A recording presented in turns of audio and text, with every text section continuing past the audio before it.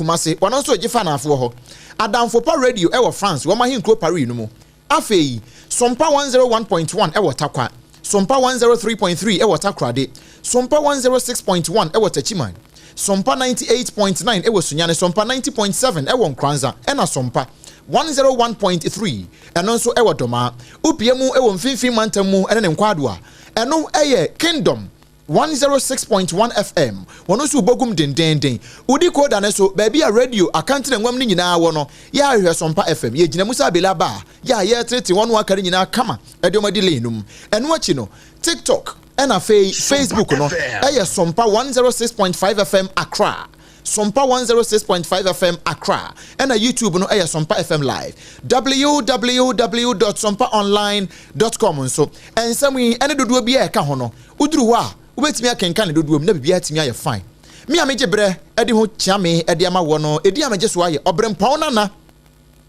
kwaku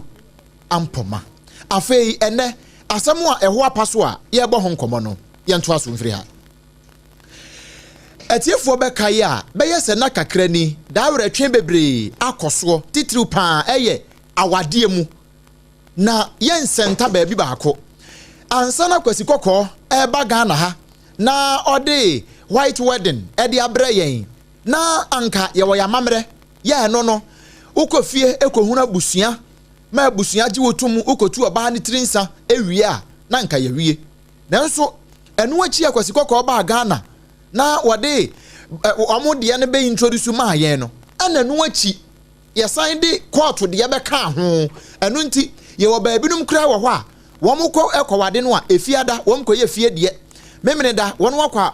efiada no womko court ekosensan memene da womo aye fie de asa akwaye asore de mo de aka ho ansa na kwasiada woni akwa dasie ewo ho eno ho ka de enye no ne ye beka ne de na emom ye hwe the intensity of our real nankasa na afa ye wi a na ware gyaye numu no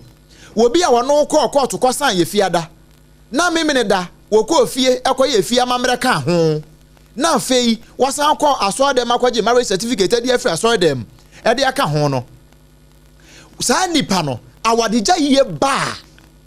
kwan be ne yafa so ye gya awade ne aye kan nyina na akoye se osi esua de afri mu de trese na no ya ye nia a woye nyuntuni kase wo man Ghana mu Charles Kwadwo Fosu dodo na abode mra ne da de lumba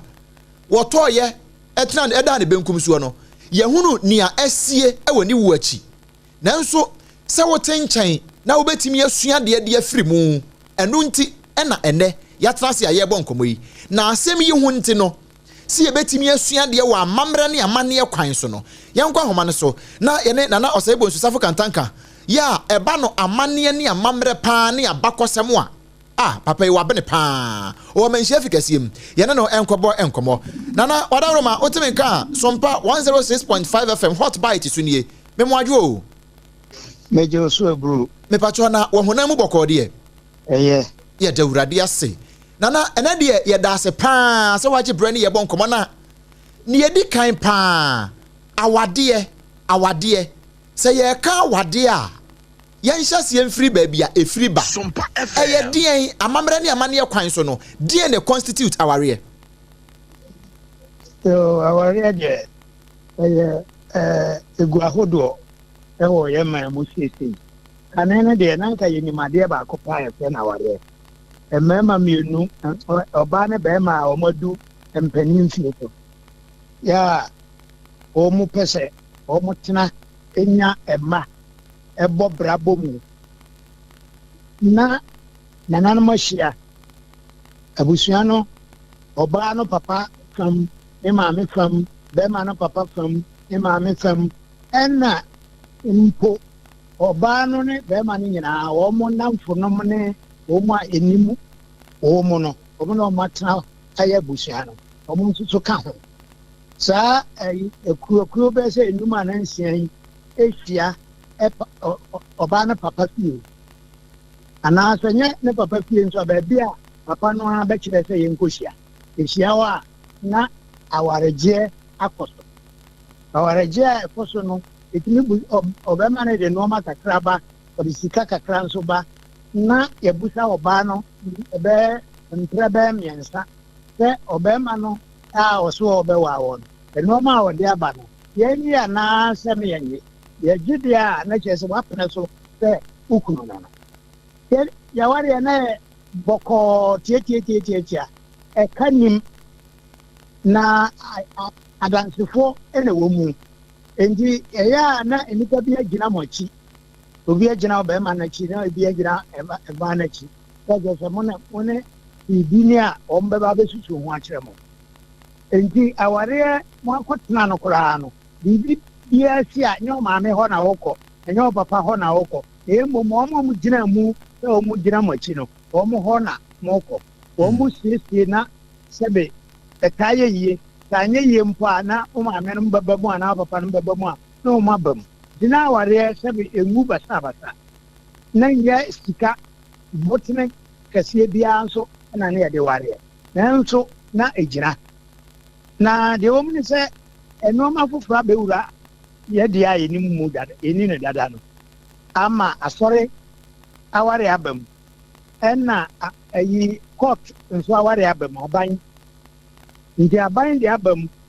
ɛna council so de aba mu yɛwɔ court deɛ ɛna yɛwɔ council deɛ na court deɛ council deɛ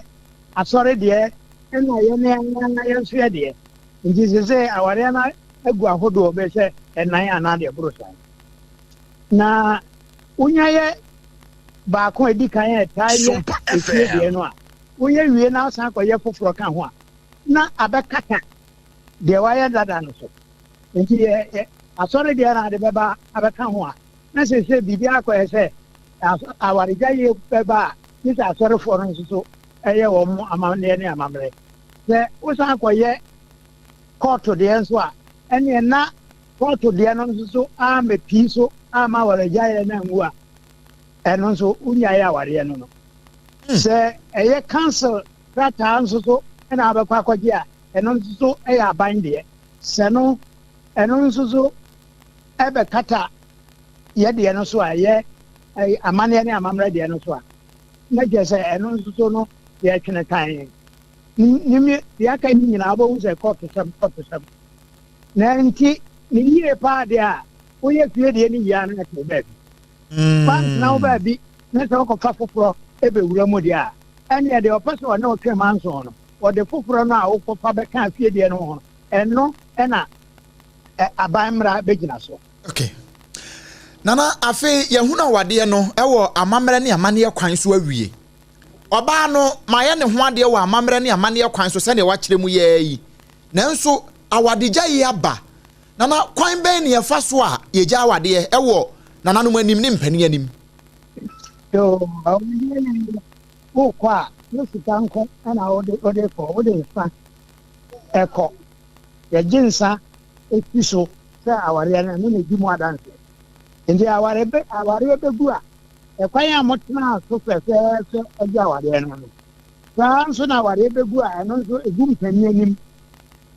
nyɛ sɛ wosɔre yɛ ase magya awareɛ ɛsɛ yɛhuwam ɛwu nokora wɔ mu ano deɛ wasitiri yɔnko sɛ mpata koraa wɔ hɔ a ɛtumi gye ma baako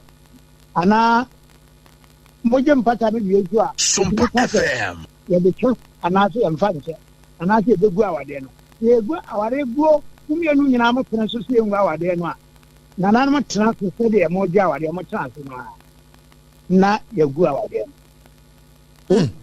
nti sei na ɛkɔ ankɔ saa na wosɔre prɛko pɛ sɛ nsa no a yɛgye yɛ mmerɛ a mewareɛ no mede nsa no kɔ akɔma wɔ mo na wo a wosɔre na wode kɔ a wowu awadeɛ no awadeɛ no nwuiɛ na kyerɛ sɛ nana mpatwɔ metie ɛyi baabi a wogye awadeɛ no no ɛhɔ a na ɛsɛ sɛ wogu awadeɛ no ɛkwan a ɛfa so gyee no no saa kwa no a na ɛfa so gu no amfa so na sɛ wode wotam nsa na wokɔto sɛ obi kwa no a wowu awadeɛ enti nana yi yɛnhwɛ deɛ ha sɛ nana mpanimfoɔ sɛ awadeɛ koraa egu nkuro saa pɛpɛpɛ egu nkuro kyerɛ sɛ yɛtena se di asɛm ehu deɛ odi bɛm na deɛ odi fɔ ɛna ɛbɛgu a agu ebi a mekan na bɛrima ehunahuna ɔbaa sɛ ɔbɛku no mekan na ɔbaa ehunahuna bɛrima sɛ ɔde adeɛ bɛgu na aduane ma ku no enti no adanse ba mu ene na abusuana ko gina o mo ba chi ni agu awade no nana menhwa de bi wa ha ba no mene na wade ose won wade bio ninti wodi mirika de nsa akoto ebia mabusuafo nchen de sika kora agba ano de kawa ye de to so no de atoso aka ho nsa wade no wona nware bio ye monkro enu nti chese ye hu awade no dabi awade no hu ye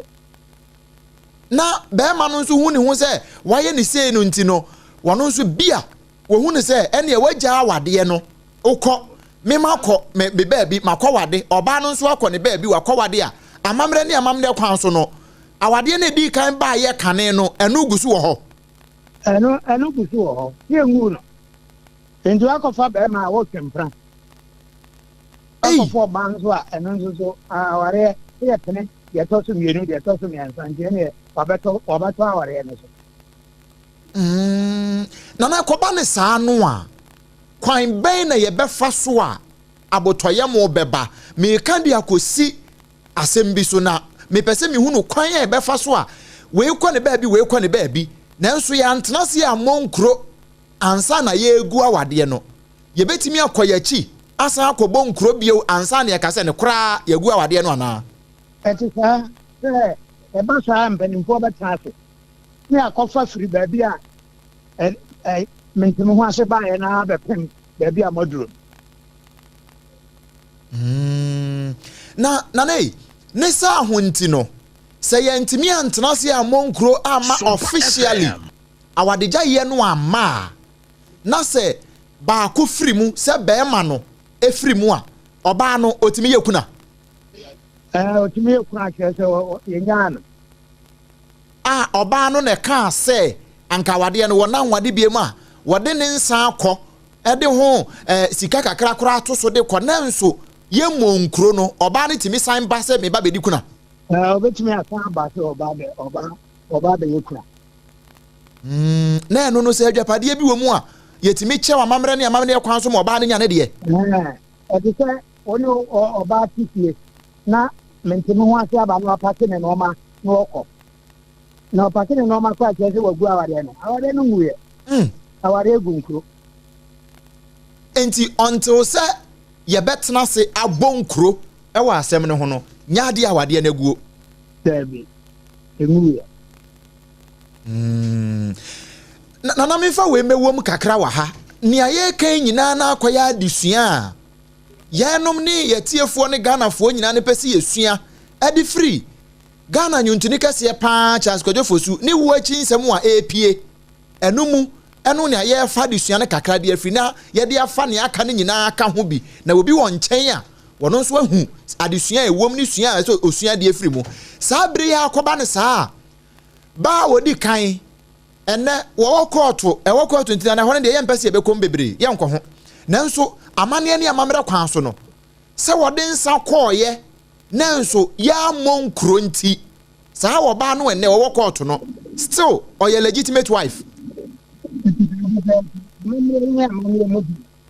the twin sagwa wade so awade ayegu the twin sagu so ama obi a tene ho so obi de obi kakra obi sanse odi aba na wono ayi obema no na esini no a yakase sumu oba no na no ma we nyina abam nti se ma ya wu awade na nansana meja wa mo akono ye ne mafuo ya yaba ene yahuhudie ne yawade ese ne ye penoɔ na na se wutu ye fo a de ne nka beka kire yen yo se de that time we ware de tanya ya ne de kirifie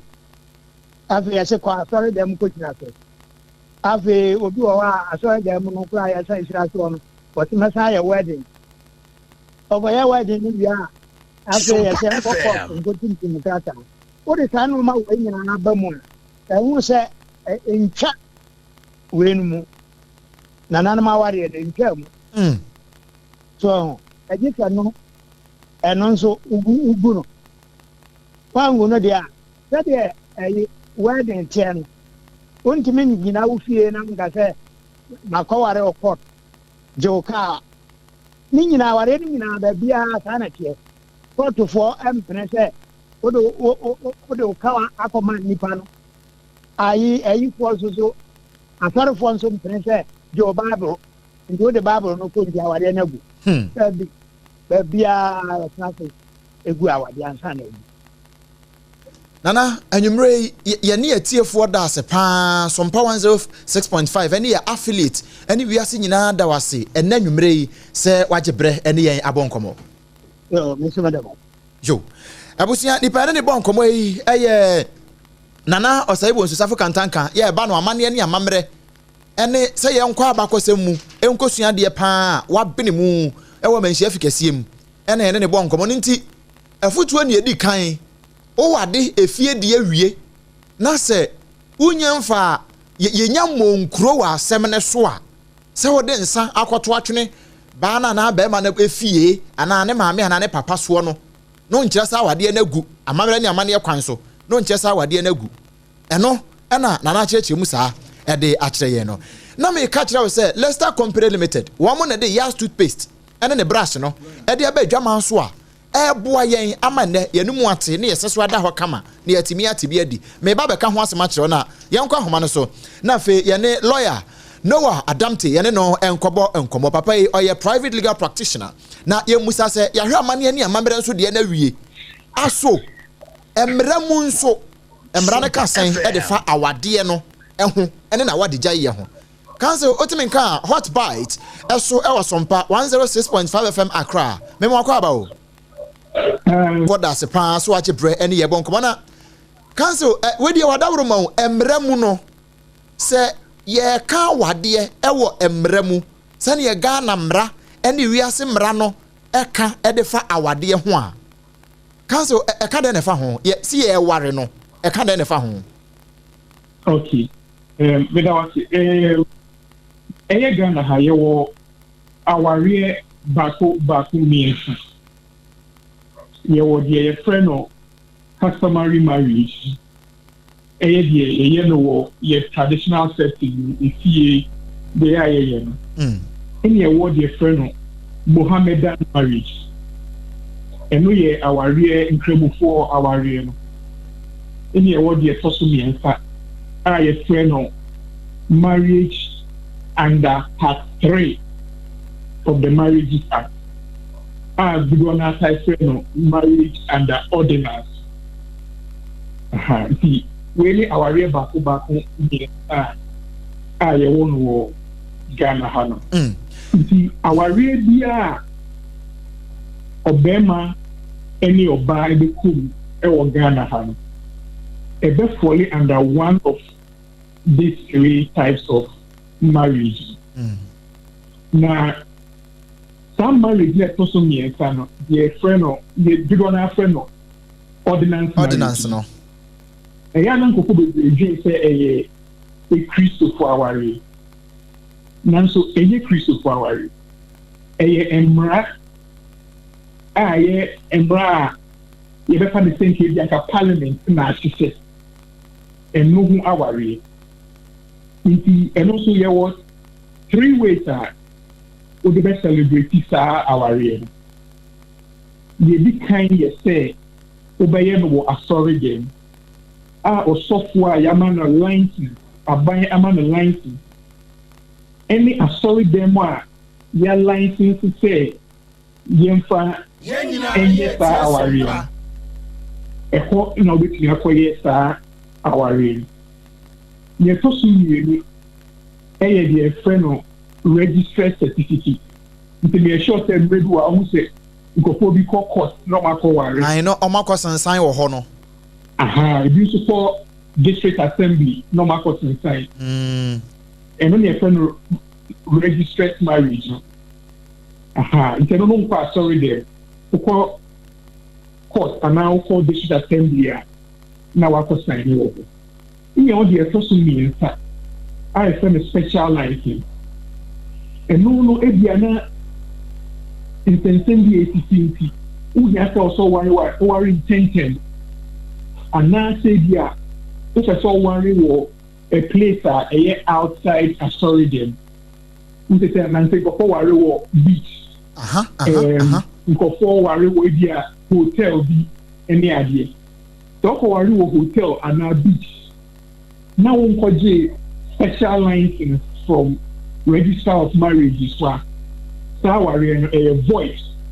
mmara anim no mmara ehu ne sɛ ɛyɛ aware papa biara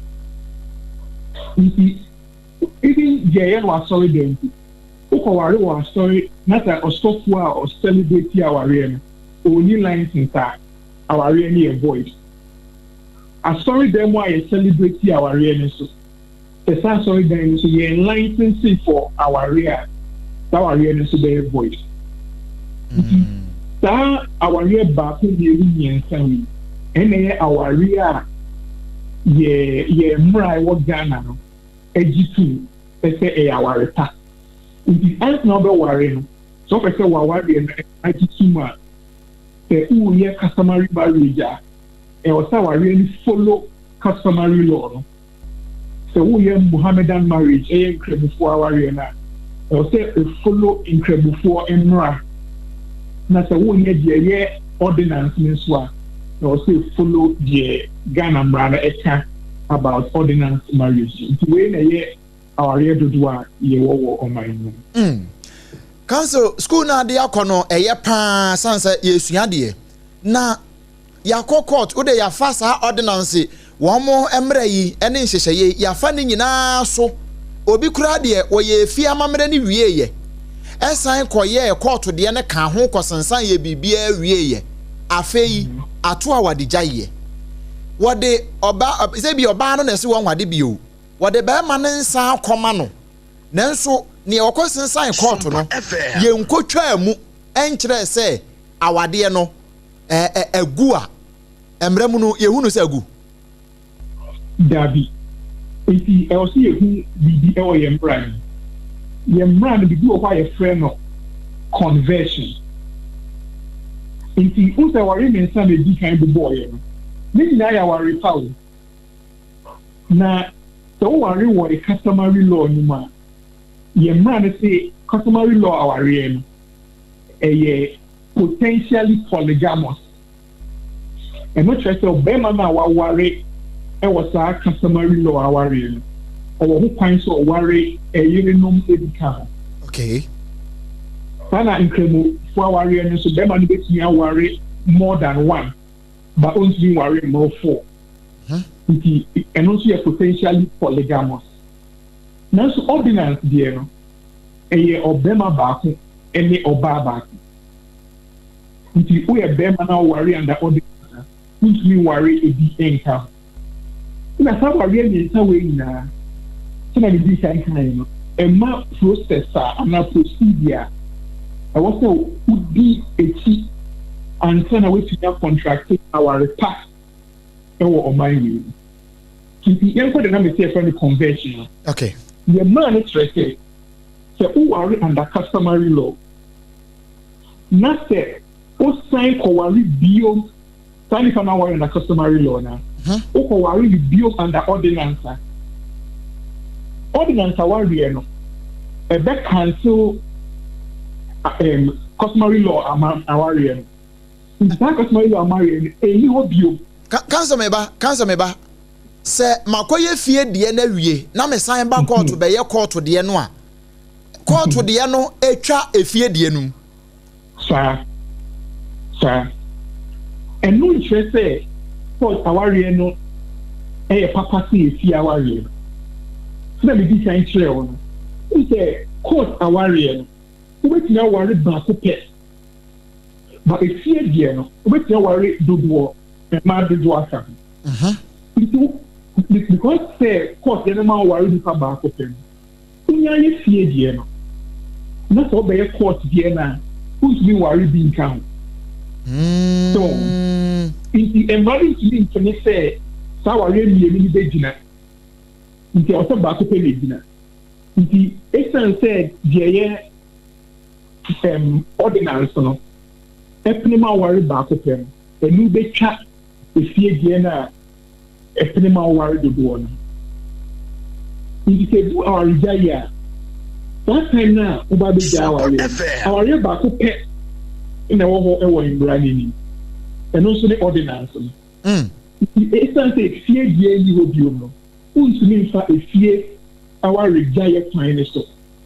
a giant ordinance our real. Now say, now could giant ordinance our real. Okay, Council. Okay. Now unja our real. Okay. Council, meti me ne oba a ye nyina ye Ghana fo akọ te say Canada, UK, America, and any other country outside Ghana. Akọ ware wo ho, akọ sansan wo court. Ama ebeye binding e wo ye mienu nyina so even when ya bedru Ghana.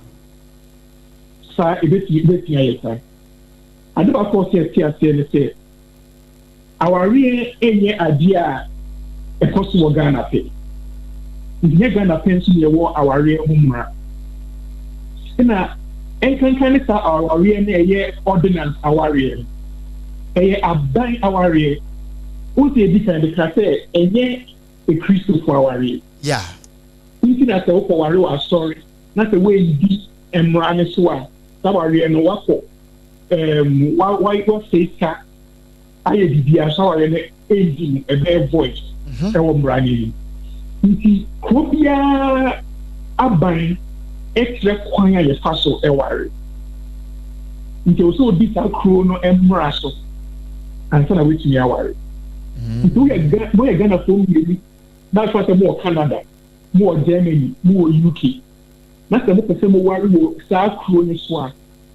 Also, this South Korean and Morasso and now the worry. Now, even say we are Ghana for number 6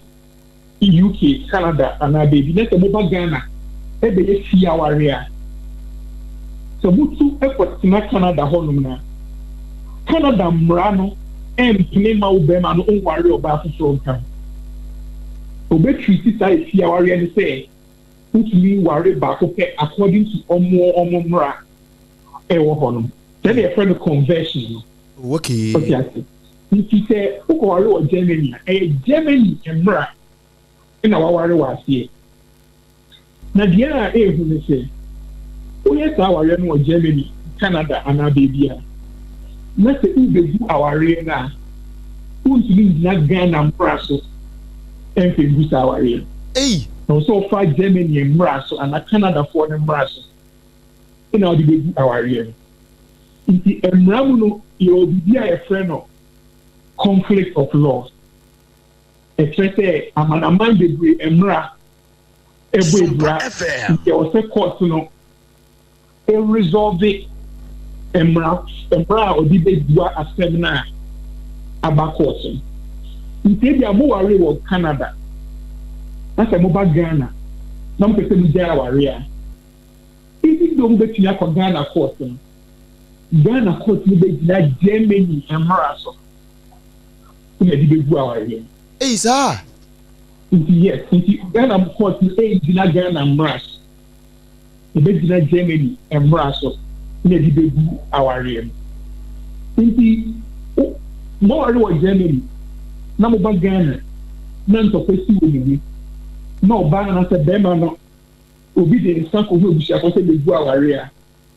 Germany mra mo no omo recognize this kind of divorce procedure ho kora na nka be busa we it's already here it's already the student nti se do me am pese bu ja ware am pampa dia e wo se mo court either Germany and I said the Ghana so about Ghana course the Germany mra in be dissolve our arena okay Council quickly before I make Java more because me say numre na koye fiada no mre ni swapa se me ni oba ne wo ho yakoware wo abrochire ena me ma ba Ghana ha ma je oba ne ho ba ne sa wade na me ne te e wo abrochire ho no wontimi nwade bio ena ode me nsa abehu abusuafo a kire abusuafo se nya de a obetimi awade bio ena me nso makwa wade oba afoforo wo Ghana ha ne kura awo e de aka ho no mu no awade na me ne sa oba ne kwaware wo abrochire ho no still enwuye Debbie enwuye tuna me di kai keke mu no Sompa Germany mra no epinima ware baako pe ina no so na check kwan e fa so ebi saa ware no nti saa question say aware no ana say aware no da so e wo ho no ni mu aya ne say mo fa gene ni bra ne so ebi aware na na the mo fa saa bra ne na ne kwan so dia ina na aware no ebi na je o se mu ne say saa aware na uyo ba so fro akọ Ghana no a voice emra en recognize ka aware no ade ba so hu me say aware adi ebia emra guide no very jealously enti say uno bi ko aware na se ni enu ka mu decide say mo ware dio na wo ma adwi mu pe na mo fa emra kwan ya fa so egya aware no emma court pronounce aware ni say egya ya mo betumi atena differently for 100 years emre mu no you are still married enti obi say oh menene ntibio ye jai enye no correct say ye Ghana customary marriage dia nka de nsan ko go busia na busia dia mo jai na say ordinance marriage and I say marriage makoye no wo Germany England and other places na the very big decree of divorce and a divorce decree court na be masa decree no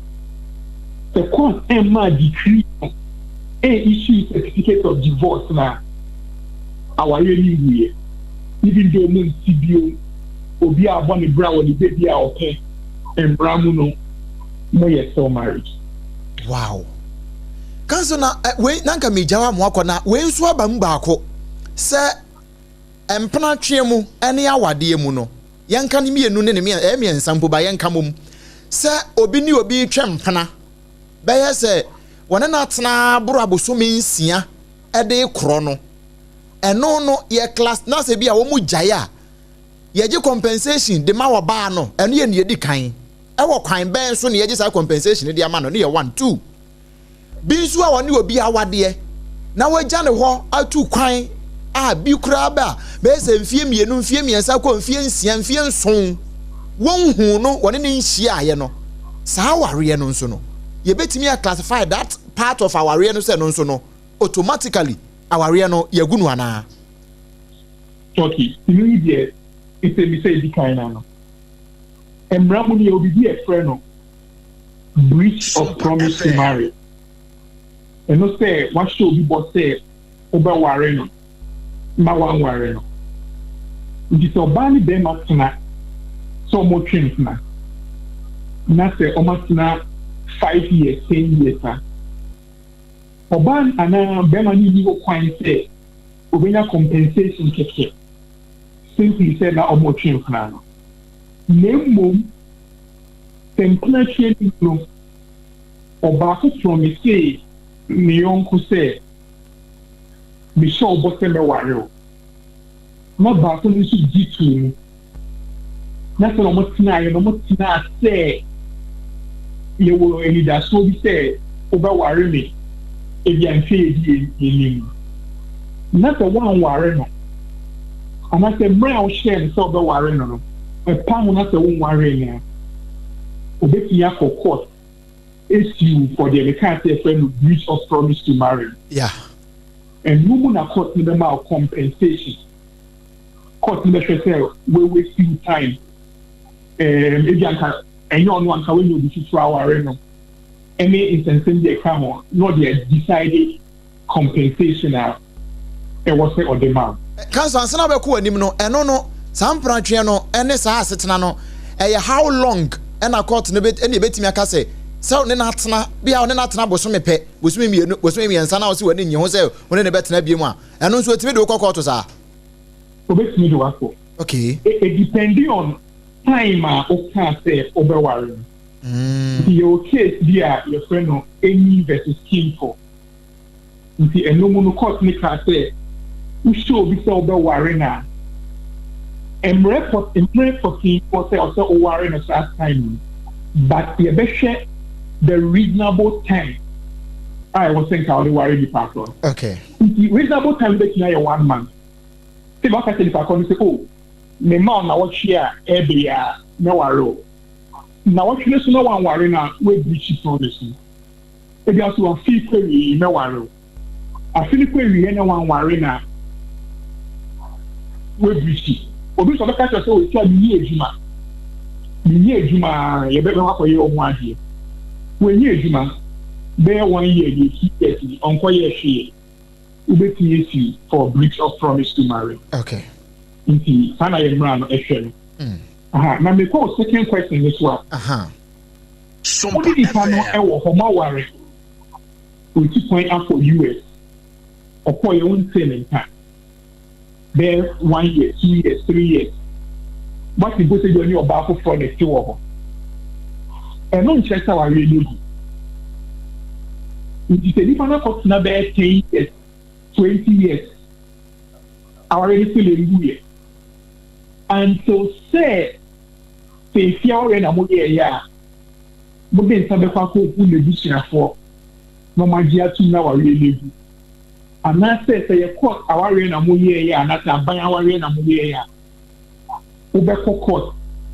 are filing for divorce. Now court na granted divorce. Our ready that is. You see, Embremuno, time panel. If you are court now 20 years, or for you feel you. Owu ene a emremu na we yere and I say emremu na we kun because our really do. Okay. So bi on me ti bia no na nipa no emra en recognize no say ono no yere ana ono yekun. Council enwumere yi Ghana ne wiase nyina dawase wo suku a wo de akọ wa anyi ye suku fees nanso ye dawase pa se wa ma ye santiti yenim se ye kọ yenim no bibia akire ya adwen wamra no mu a ye besa abo akache na ye ba ya na wabie yen why right abusia ni pa ne bon komo yi eye lawyer Noah Adamte wono eye private legal practitioner na wono nso akire yen mra no nia eka edefa wade ene awade gyaye ho manfo ho ba kire mo krum ha o but ni nyina ya mra ene awade ho nkomo ene yabode ama wo no abusia ye the hot bite kase ne nto aso e de ma wo brepamu meto ade na medi nyuma kuo bi ho adanse e de akire wo ma ye ni botata mi ensape ye de kase ne nto aso ba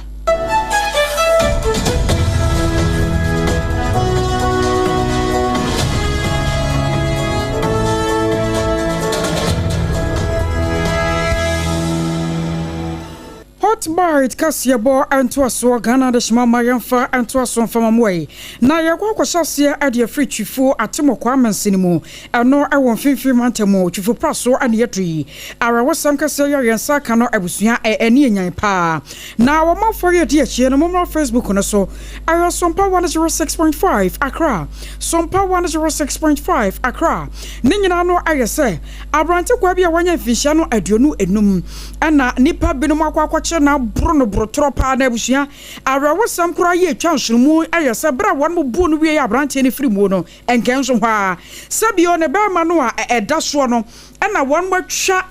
anka mienu no ewase ne won matwa ne se ten ade afiri won mu a ama kyese wode kuntunsini kwa asamado na eno akwa ya homete sam ye papa asam ne kwa ba no san assembly member ya wono awotwifo banchiase electoral area won wonya for Daniel Afriye wona so mpaka se akasa na momra Facebook na video ya kan wasam yi o mehwe bi anopei na medana nya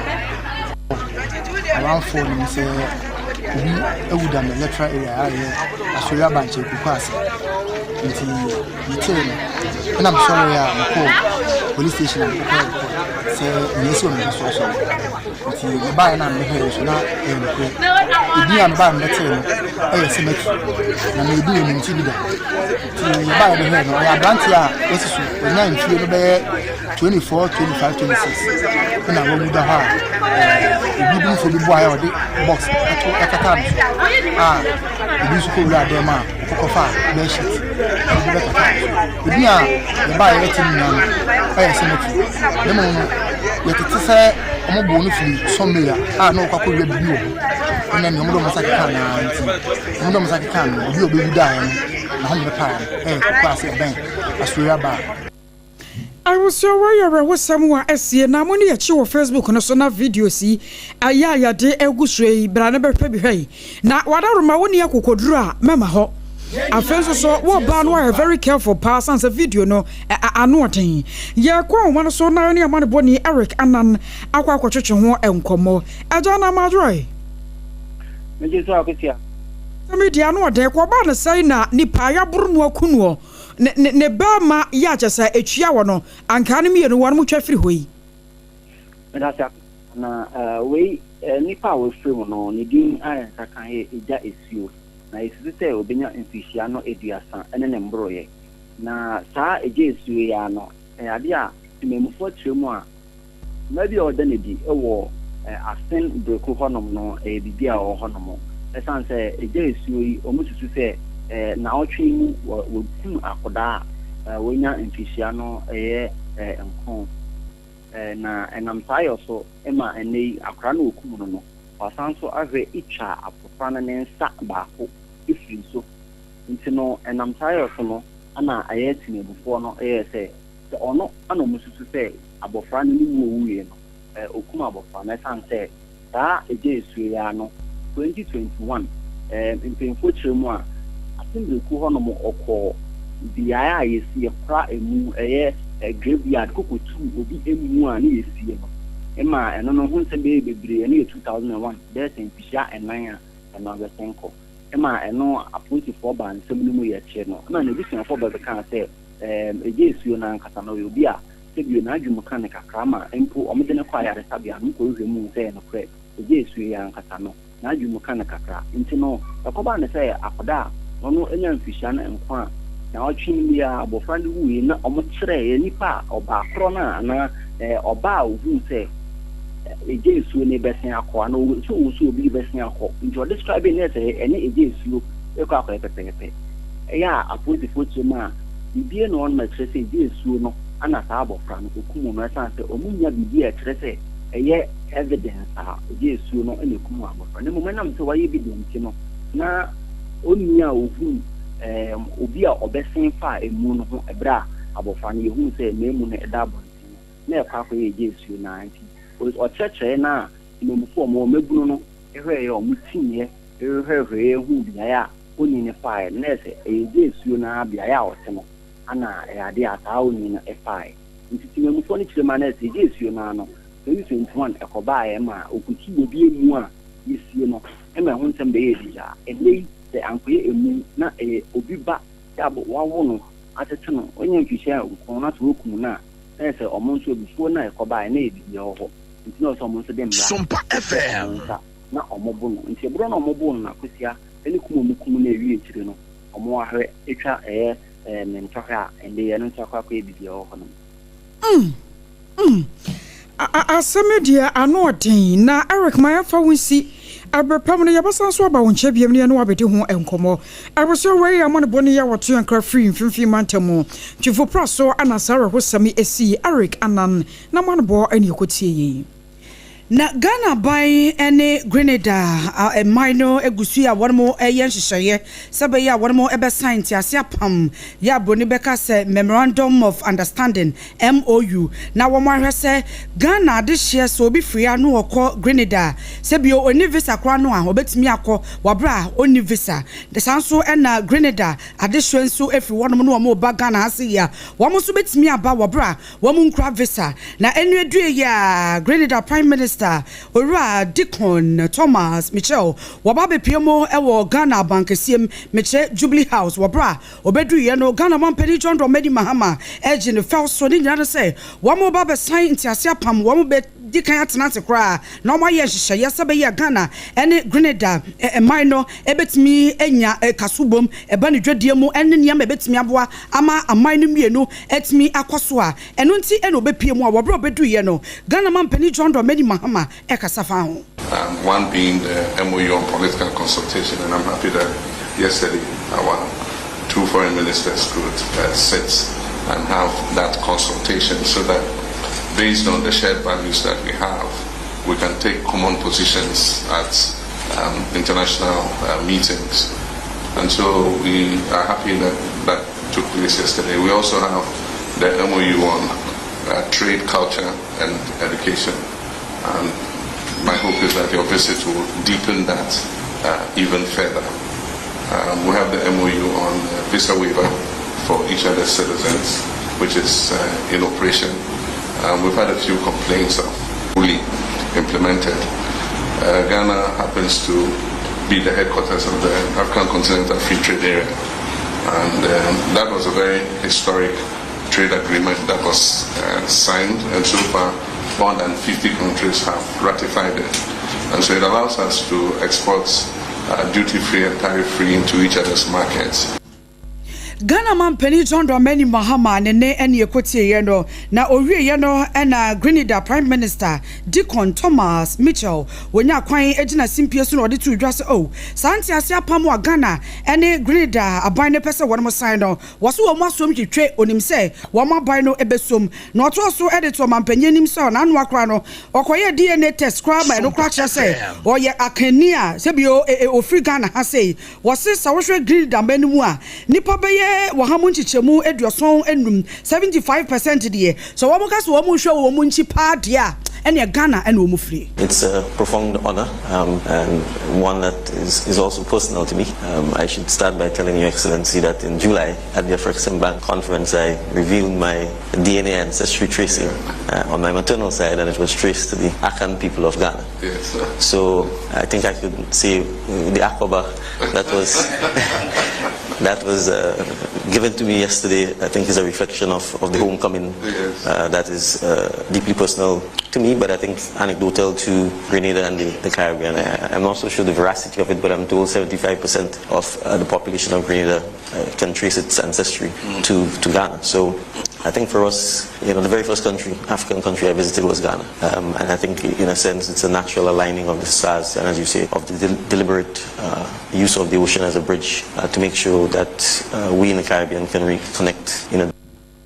Nibokasa ye ora Deacon Thomas Mitchell wano Grenada Prime Minister wabra obedu Ghana hase ya wano mampanyi edi nhyiamu no ensam ode to dwabi eno no ne nyina no wamogyitumu a be yamra na mrasem no mu no ana akane Chief Justice say ye hwe ano asankura yi no afri bench ne so no maame Justice Gertrude Eraba esa abatoko no wono na say wantene ho ase na ano a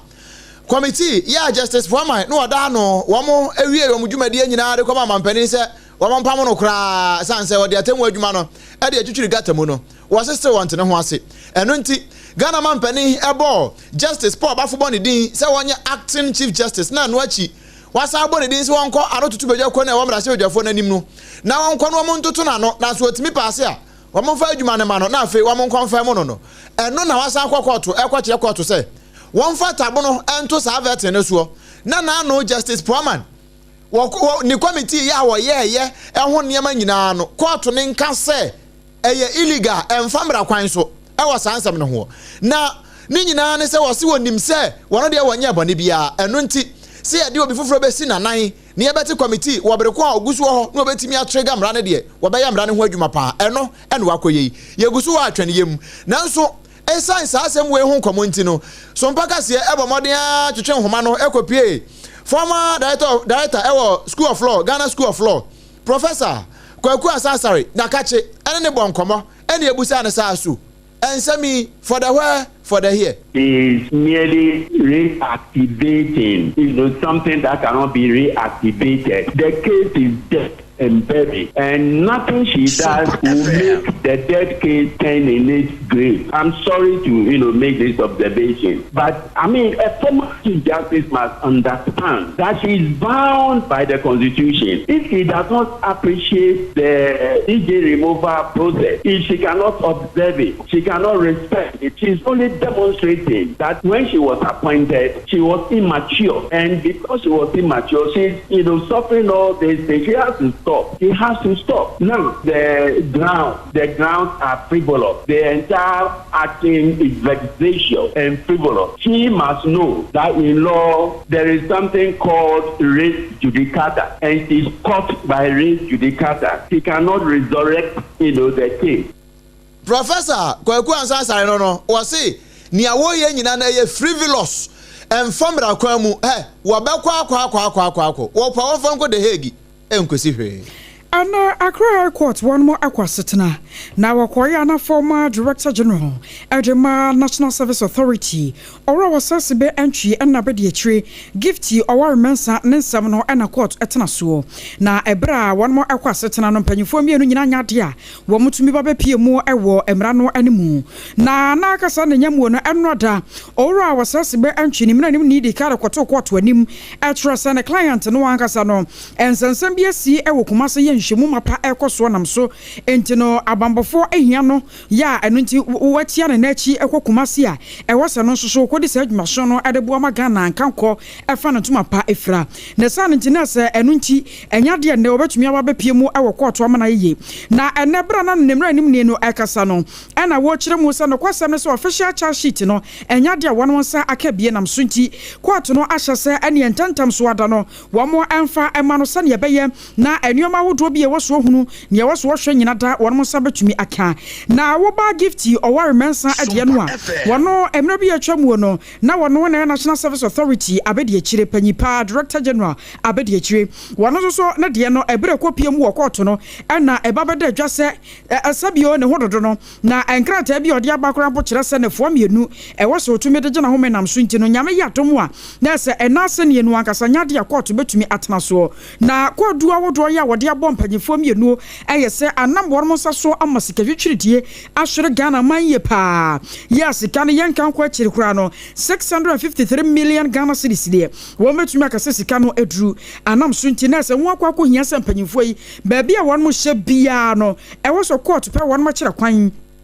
na wahwede ye atuye nam so amane Ebra High Court ya no ewon kran ekwa asetena no one man tumi antena asam no so ani court otu asam no ahyeda ebrepam wo mo kire se won besan so afre na asanie no watena so biu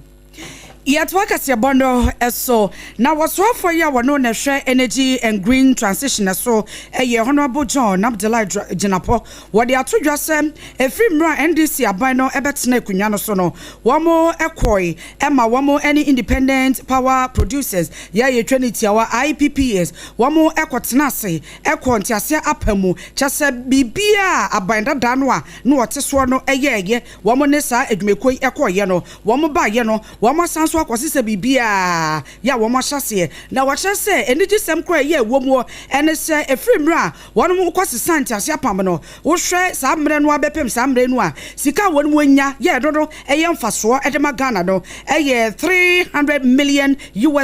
ya wachase we no ebeto aso a fibia no wo mo hwe ni mo kwanse asoye no ebenya $300 million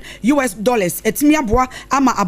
oman no ne ye pese ye na etimi ekoni mo no yetimi ayo na wakasa semwe ewo from Montemo Voter River Authority ewo from Montemo ho eno de sasemi koto ya watcha se ebeboa pa the IPPs, and based on the numbers I'm seeing, I'm confident that we can save a lot of money. And so far, what the IPP renegotiating team has done tells me that we are saving about $300 million from the IPPs. The previous administration did their bit. We've also come to improve on it, and that is what we ought to be doing. It's not always about politics. Let's sometimes put the nation's interest first. If we do it for Ghana. And so I don't care your political affiliation as you sit here. In 4 years' time, you will determine what happens. But before the 4 years, let's put VRA first, let's put Ghana first, and let's work and turn around this sector. Adishma mani pokasa ye Eyora John Abdullah Jinapo wano Minister Dema Energy and Green Transition no we no wa madanso wa wato aso chem se e wose abano edisika ehye Voter River Authority emu na boa ama ye nyina mahode ewonsem wo memu no ebetimi agina na wose enye se aban ebeyo no mum no wa hyase kra ya wode nhihye egu akwemu enche bia aban no eba be hyase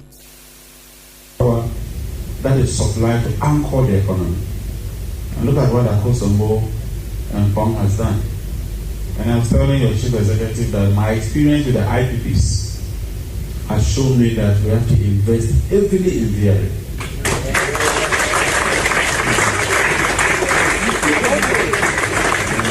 If you do the economics, and today you look at how much we pay to IPPs every month, we were taking a bold decision and decided, look, the tariffs we are charging today, let's escrow those amounts into an account. We're talking about 70 million every month, US dollars. That is on the back of the envelope, 700, 140, $840 million every year, not cities. Times the number of years the IPPs have been operating. Was one for you when on the energy and green transition no was share a so a honorable John Abdullahi Jinapon and Yokotian. Yetwa and some so na Eurabon for Semukakra. At your for Bakaya, a fish as no free by us, me numho, any Jumuhono, any other two and him. Sir, at I see driver phobia, one more a year Juma Edo, Sakaman, Blue Lagoon, no finfiwa, Ewo and Krahaya, or Doc Confinfiwa some the Eke. Na nipa bon fo bi kwaji wo mkwa fi wo nsam ya besine wonom kai no ye hu akira kwan kra eno ena presifo ya won kramantem hatitru pan ni CID fo no wonom nkra bata no ye anti armed robbery unit aru womo akwa asetena no womo koye no womo antena office womo aduedue mu ama sabre no asem no ankasa no esiye 9th May ena 15th June ewa afiya mu ewa Sakaman Blue Lagoon ho no a na intelligence team no ewurawura mu ano ena June no a ne 30th June pepepe wo mu kwachi abrantie bi a ye friend say Vincent Gbatoglo wo mu kwachi no abusia join ye wo Facebook de so eya Sompa 106.5 FM Accra na ba hade wo mu chi ni wie ye no wo mu ye further investigation kakra do mu say sa Gbatoglo yi nye wono nko a na woni abrantie ba kwa friend say Peter Akakpo dodo na friend dompe say ye akokọ de say ya ponche de wode dompe na no ma prosifo na hwehwe na kira kwa hwehwe no a woni hu no chese woni prosifo edi hide and seek eno na bosumi ye ne da to so dumi ensa na awatwe ye mu prosifo kire say wo motete fa so e ka so adomi abra na abrante ne hyesa wa nkọ na ho ya edan a watimu kra no Vincent Betogloi wono kra na han dan no edema no ene wo hyem ena chese wo dwodwe ne ho a na wo mo hwe Vincent Betoglo efon so bra wanche no wo mu se woni dompe wo mo tai edi kasubo mpa se krama ne dompe pepepe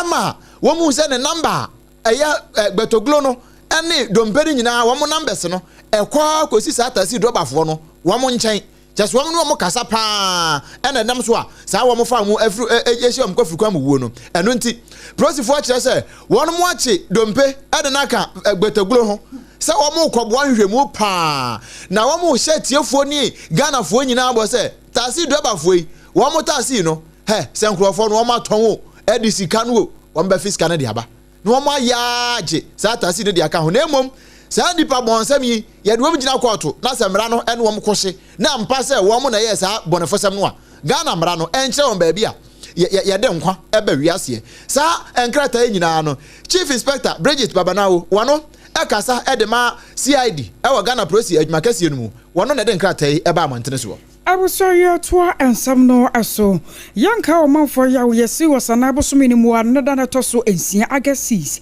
ena bridge kase bo Ghana man Ghana ba mu mpanyefo makoma nwotwe ya na wo mkwa akodi dwumaso ewo boase kwa wieche helicopter na wan mutimu no abusua ekwa crash yanam so enipa nwotwe ni nyina wan man ka gi kuranse bibia nkyere busua wan mo sedwroba mekwa wiechire no na se wose wan mo mu no kuran ye tabribi na ya de kwa South Africa man mu kwen hwehwemu sa so where your doctor mane boama ana where your doctor samosapon ene de kaka ho na ekoba ne sa no ena masam ne yawo ana sane ne sitienti Ghana man nyina obi abo kwabini mu efra tuntum sanse na asam no emu ohye na etwa agrada mu na enam so ma Ghana man panyi ye racho dromani mahama wojana ne tumi so ayesa dabi sane asam ne sitieni ntino empanyufo makoma nwotwe a sabio won ma firimu won ma awo yerenom na wo yerenom krampo si nchen a wo masan so ɛwɔ ma ya na wo mte ase won mo hwe nkoda no enti se kwaba no se wo mafiri mu anya de Ghana ban ebetumi agya won mo saa na wo mu ni hwe kura no wo mo bofotuo bi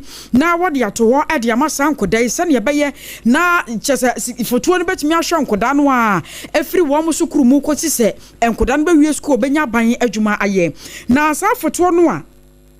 Efrida no aban no ahye na wo boy do to ho no mo de ono akasa kra ne de ato mu mampanfa wodo bi hyase se wo mo edonati no eyade se aso obapa Ghana fo modern bonti nyame yadom so sika no edu million no 8 anasa nwotwe akiripo no ensia 8.6 million Ghana cedis anasa sika botini edru na we no nyina no ye nkranhye sam ene awrachechero sam de ma Ghana fo se obi aye na fam de ya wode aboa na ene fiadai ana Senior Presidential Advisor on Governmental Affairs and Coordinator Ademasa Futuoya Ghana Aban Eboye Yura Dr. Soya Wababe Church and Samu Atrasano Kwasem wo hwemu pa no a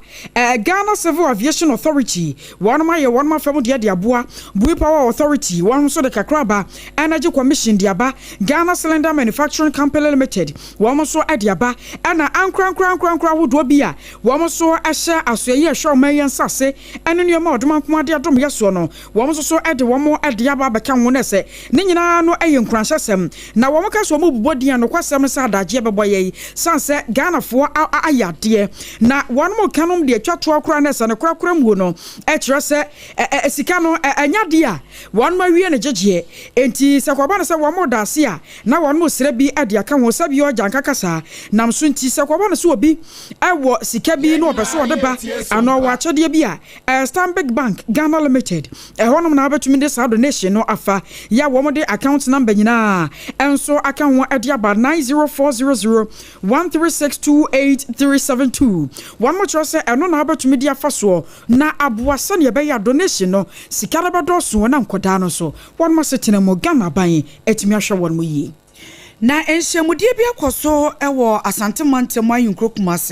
na enkane chairperson Edema National Peace Council Most Reverend Professor Emmanuel Asante wono ena ton sadefre encentrofo wieye enye wo nko a yenwanu kusasofo ene mampusifo a wono mo efri boko a wo mo ababetena Asante Mantemu na ne nyina ne sesebe ya asumdwe ebeba ye nyina ye kai eyamenimsem ese de ekoso ewo boko a enam so ama ni dodo no a ehwere wo nkwa ebimu enya pade ese ye hyehye ebimu fie ni adade a ayara ho semba papa no nam so ama no tonsa e de frɛ yenwanu kusasefo e na afa mampusifo se sene wo mo ye de o ma hyase eye wo boko wo no no ebe ha enchimba ne papa enti obehye se pepepe yonka bomdi ekoso a ebetimi abo wo no wankasa na owieye e no de tu dwasem e wo behia se amanyofo nso ebetwe wo mo efrimu kakra wo se asa amanyosem efole eye boko nsensem no to obehye se amanyoni bia wo pese wo kakasa etre adehye ya wo mo boko no emfa amanyosem enwremu esanse wo di amanyosem ewremu pe ahwe yi a na de asamfofo aba wo central for di nkomo sei. And what we are doing here is only a small beginning. It is my wish that what we have started here will actually grow, that they will be able to really come together, demonstrate publicly the unity that they have, because you heard them, they kept talking about the fact that we belong to one another. My mother is Kusasi, my father is in the intermarriages. They keep talking about that. And some of our politicians, Ayaraga and others, they also belong to these intermarriages thing. So if the women will come together, even here in Kumasi, and demonstrate and show the oneness, not just in Kumasi, but even in Ashanti region, because I know that some of the people who came, some of them came from Asante Mampo. Nipo kasa ye Most Reverend Professor Emmanuel Asante wano nkane chairperson Edema National Peace Council. Na yebeto ansem ne so ade ama osanse yebegina manyosem no amu ensem we free ho ba no adoso pa Leicester Company Limited adawroma eno amaye bros papa ma ye de twiese me ne manyina timi akoyie ma yanu mu ate eno nti ye kasa ewa akukudromuli na bibia atumi aye fine me pa cho oba no Uchinesi afa ya toothpaste ene ne brush no fa twinesi ma me papa wanka sanso ya use bi we obi atime use bi na bibi atime e fine ebusua nchemfa ye na ahodo bebre ukowura edwakase enum ene dwa nkuma no won me table so nyina no a oso pe ya toothpaste ene ne brush ene ne papa no 0501 619588 0501 619588 and 0501 390338 na on penny abo hon koma na wo apedo to aton no won so why na sara bia atumi aye fine na so bia na wo de no enye yas toothpaste na wo hia na emom wo de na ye wo fa na adwojo stroke usisi na ye o ya wo chepe ukotodwe diabetes wo so prostate won hypertension kidney failure yade bia je kronkro waje asesedwa na ote so e wo nipadua num typhoid ne malaria de me pacho awo ma ewo awade enum nkrofo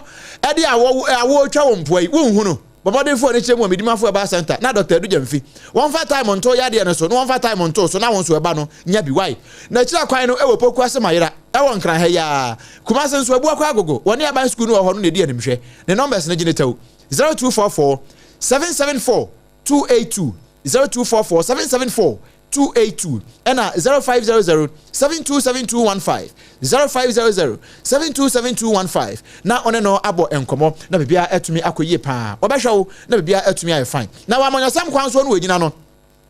enrada ene yete se UP won waka won ho na won ka won ho a na odemyamfo Alan kwadwe kire manten ya ofiri MPP mu fie ye no wono na wakwate ne ho mate me ho party na nso okoya na ya fafanto movement say wose wadan na ho fasuo no wade aba UP mu na UP no kra ono de plus kra count UP plus UP grade and wade aba na eno na mrase bedwani a wogina ho ma wale abato mpeso ya no so honorable Kabirutia wade atoja no kire say sa UP no a United Party no a Alan Chamati akofa no MPP fo gusu o edem a wamodwene ho wan hweye wan de ne bekokot. And what we are doing here is only a small beginning. It is my wish that I think that movement for change, the name chosen is problematic because the tradition of the MPP is out of the United Party. They try to hide under the fact that Unity Party. I'm sure fair-minded Ghanaians, members of the Unity Party, will first even test it in court to find out whether that name will even stand. It is a very good case to test. I thought that Mr. Alan Chawante would have been much more thoughtful, and then chairman, together with the people who form the party, would have been much more thoughtful in the name they would choose. The United Party is registered. It's a name registered as a recognized political party, even though it's defunct, which were consolidated to form, the offshoot of all this is a new patriotic party. Go to choose such a name.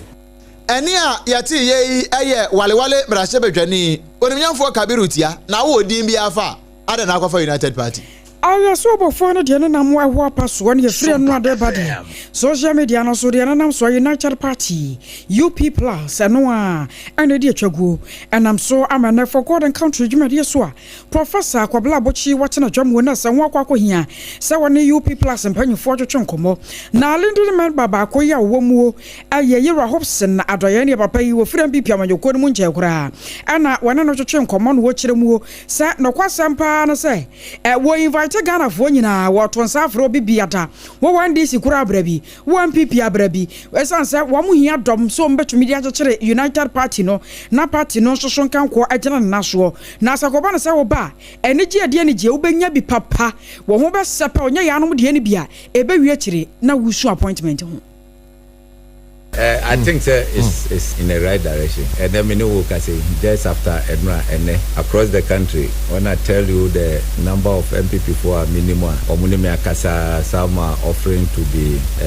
constituency executives in the oh yes, and there's no two ways about that. Now party Ada Alan resigned from MPP 2023 na no yes former party. Eti ya transina you who say no a brand new MPP for no. Say one ten pa omu be proud. Eti UP ni there said the kind no a broad base ana ye centrist eti ye there papa enkwana den eko anunti ana ye say ye no ye ma the opportunity ama omu ba mu obu. I was your warrior little member at the United Party UP plus or Hobson Adoye. na yehwe ni mu kwan se afie di yenimu ya 2026 January bosomini emo MPP amanyokuo nipa numu a womo ekopeke womo forms a won pese wotu franka edeba amanyokuo no aboto no ebekoso ya ye friend primaries no ebekoso ne ahwe nipa o safata se obetimi atu franka ede ama amanyokuo no na no nam so ama nipa numu a womo ede womo forms ne ekoye womo gusu a ya wono ebo entoa na omampani dada be die tre Dr. Large Mahmoud Bomia ede no nto abono akwakopie mu ewo Bunu East mantem no emo na wokodu ye no etu ahene ene esi ahene fo ya wono eni ade age no hopa se Dr. Mahmoud Bomia edwuma wo ye no wo wani suade hu ena afensu obuade obre no ho asepapa ento asefata se etu ahene fo ya wono ewo ene esi ahene fo no wo mo beto aba no ede ama no ento wo mo kya se delegate no se nyame ya domu a 2026 die ene okopie mum ewo Kintampo South ya wo mo beto aba amado no wo mo do so pa. I think it's in the right direction. And then we know we can say just after. Answer na yebe call general election. The yeto ewo Kintampo South Dr. Nya 77%. Sa 77% no afiwe. Ya man say ya do masipa. Adinti abusua famu ni nyina nya adwene na ya nyina ya nko benkulom na Kintampo South ya ntunu boom amfama Dr. Mahmoud Baumia yen kurase ana nkura nketo nyina oda na bam ndi mesre delegates se papa yi ontwantro okanokore ndumum ye nyina yen toaba yen fama nipa a otisei na omedi anim na daachi Ghana abesesa Alishma mani awodo yekotie ye delegate ya wonu mu working Kintampo South wobra o mampeni dada Dr. Large Mahmoud Bomia ede ne nto abono kopie mu ewo Bunu East no na ye to ansem ne so ede amawo ni nyina ne se obehya ne nso ne yedi kan de ama me se ukofie ne fie udu fie na aduane e wo fie no enkasea na ye se na awotwe nyina wabragu mesre opa ka kire oba no frɛ no se wonfa onga emfa nya aduane ne ma wo nya sa wonni nya sa de a ene obekɔ kwan no ho akoto enu abi saa mambi saa no eno nso enye na emom se bia na beto chichinga bi de akofie de akɔbɔ ne oba ne ye ne so de a ɛyɛ abusa abochi se nam no a wo tɔ no what the spices burn steam mu ye e de fafa ho a e da pa ne so no se nye onga de ni bia eno so mento me pa cho banku ni tilapia fo no ni amode hyehye nani ase no mamo ham ho ntwitwa je ne nkomani e ma mu nsu why ye wo onga 3 mix wo ho eno kakaduro wom garlic wom e na je ne nsu wom eno ase wa pie di hyehye nani ase ho no ano no wawie se ne openo no wanya ne saa enkwan a wo ye agbomu a wo ye enam a wo steam wo ni a wo ye bia no eye ape onga eno na bo ma no wo kitchen no omoduane ye no etimi akoye na aduane ne ye da saa na wo bedidi na wo awdo nsa wo aduanum na ugya ho a wo ba ya tempenten kwa e wo gyade aye aduane kama na wo si wonni for the way for the how wo bre kwa time herbal mixture e wo ho why is here ahane he bomodin awura pharmacy ana herbal shop bia mu na kope time herbal mixture ni bito na fa kofie na fa si table ne so twera no pa ne awia ne anwumre no nom ne saa ebeboa wo na won so malaria na wo so wanum a ato waposo ye oya no eyini nyina de afiri ho e bia wo de no de wotimi didi nanso awie na wo yi waste na ba montre so titiri pa na jonso de no obre wo de no obre pa sanse wo ba jonso ba wie no ebe kakra bon so sabio o boxer no ne mu afọ aba ya na opioto no ne mu afọ kakra onsa jonso ne bia bam ohu sansa wo jonso mu problem pa untimi kra flow yi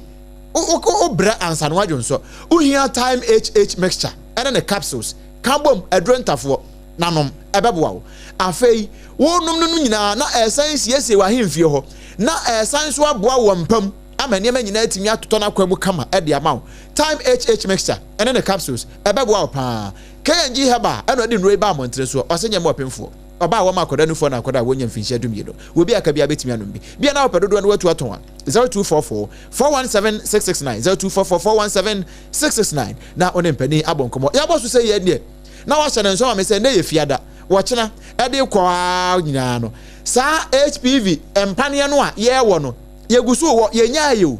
campaign kɛse no na ya wie nanso empane no de ye nwie e ye free ma ba ne nkɔ health center cheap compound hospital ayasa bia ben wo bia ma ne nkɔ wanya mfinhia nkron edukosi du 9 nko ade a oba no ma ne nkɔ wo bi na eye kokram ya eto ema awutwa no mu ana awutwa na no no a esi a wo kwan no eno na yesi ano no said ye be ya ye betimi ama ma no awowo kama na bibia atumi aye fine Ghana Health Service won mada roma eno mo se emfa nkai boyi emfa ma wo mo nyina ka ho bi ena anwumre ya no aye den a ye be si nsemi edema wo ba na ne ye ho simamra ye ba MPP nsem no bebre egu ha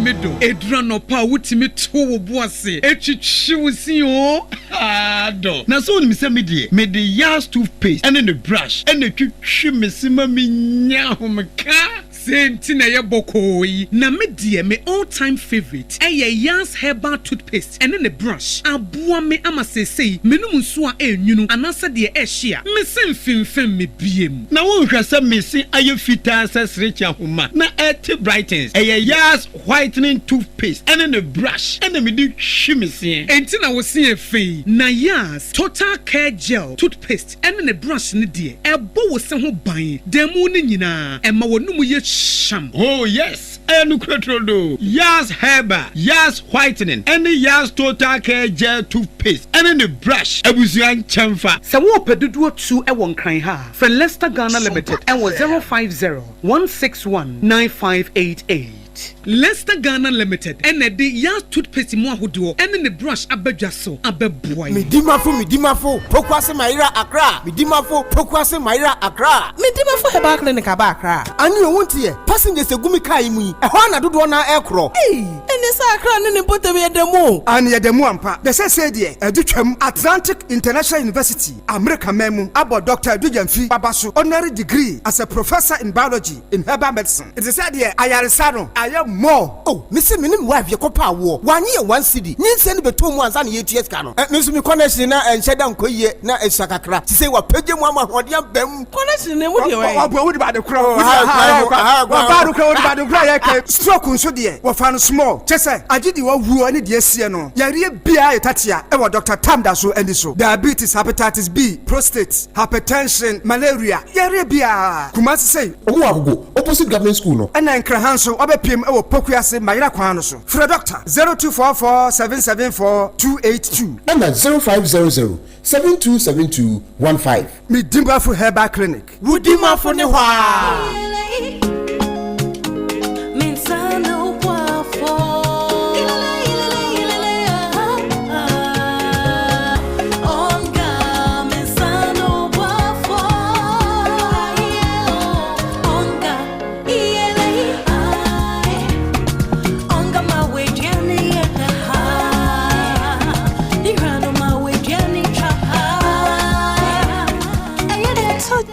Obiari hia emwasron kubia epemani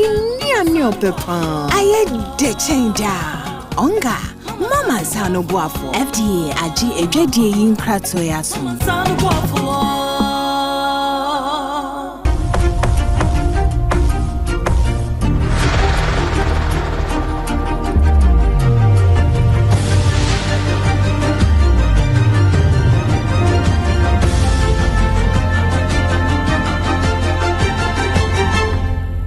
TV Emma Aketuapa no kure Emma Aketuapa yemfansam no enkopie mu ewo amanone na yekopie mu ewo India yekwei dokota bia ye frɛ no sɛ critical ready ɛna nabusuafo ka sɛ won kyerɛ sɛ ne kunu ye frɛ no sɛ Dr. Mahendra Reddy wo mu nyina ye dokotafo na wo kyerɛ sɛ Mahendra Reddy wodi enuro bi a ensese nkode wo ono a ne yere a ye frɛ no sɛ critical ready wode awo no ama sese me ne wo ka se wato ya no mo nse do na nabusuafo ne nua na oba ne nua ba ko a ono nso ye dokota sa ye friend se Dr. Nikita wo kire se na wo mu nimpa se Dr. Mahendra Reddy wo twempena na mpena wo twe no ena ase wo mo ya ache no nti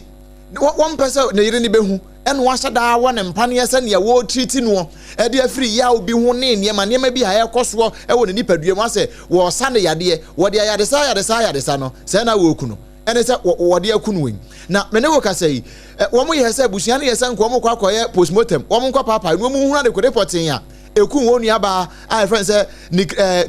critical ready eku no na so Dr. Mahendra Kosu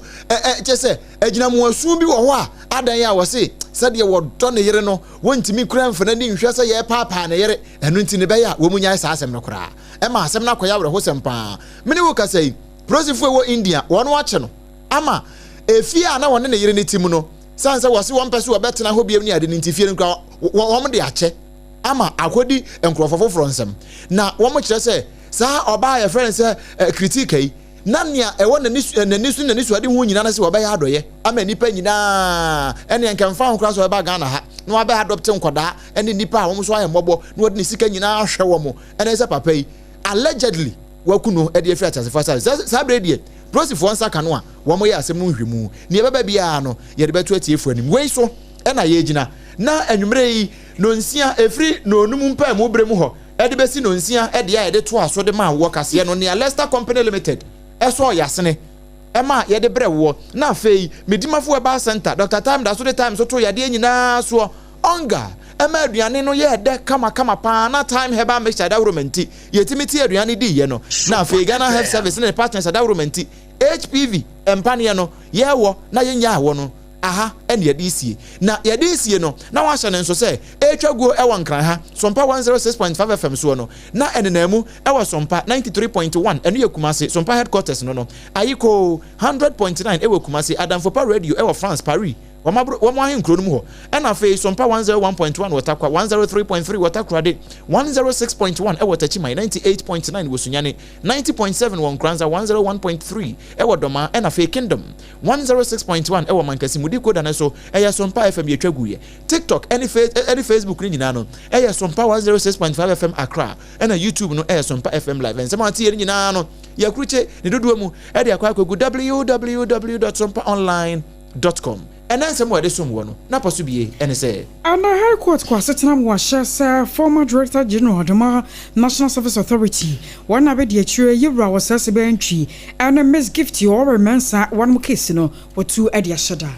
na Prime Minister yo Grenada Eden Sahwe bepem wo membo ni nyina e fantiase apamo a Ghana ban ene Grenada ban e pese wo mo de won sachase dokuta bi wo India wo susu se wono akuneyere sansa wo twempena ewa akire ene won pesa na yere ni behu nti ene wakunu ye de ni nyina bre wa na nsem na hodo bebre eka ho ye no mu a ye je bre ekenkan ye ede ma wo no eyemme